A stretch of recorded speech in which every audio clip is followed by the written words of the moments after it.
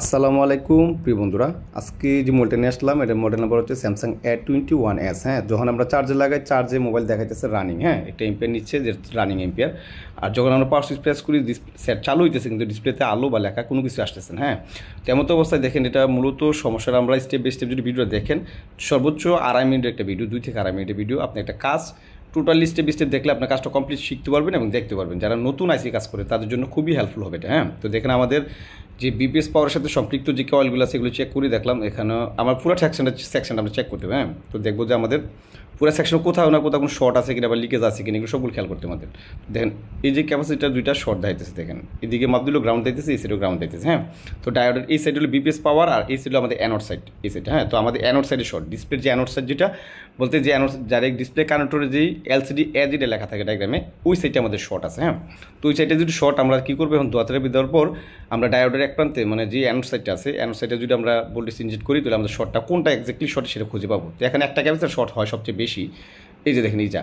তো আমি অনেকগুলো কাজ করছি এর মধ্যে এই ক্যাপাসিটিটা সবচেয়ে বেশি শর্ট হয়। হ্যাঁ, তো এই মোবাইলের ক্ষেত্রে যদি এই ক্যাপাসিটিগুলো শর্ট হয় অবশ্যই এবারও আইসি, কিন্তু এটা স্যামসাং এবারও যে আইসিটা সেম ডায়াগ্রাম সেম আইসি। হ্যাঁ, একই দুইটা গ্রাফিক্স এবং লাইট একই আইসিতে। হ্যাঁ, তো দেখেন এই ক্যাপাসিটিটা সবসময় চেঞ্জ করে দেবেন, এটা কখনই আপনি এটা শর্ট আছে বিধে ফালাই দিলে কিন্তু সেটা ডিসপ্লেতে আলো চলে আসবে কিন্তু বাট এটা কি বেশি দিন যাবে না।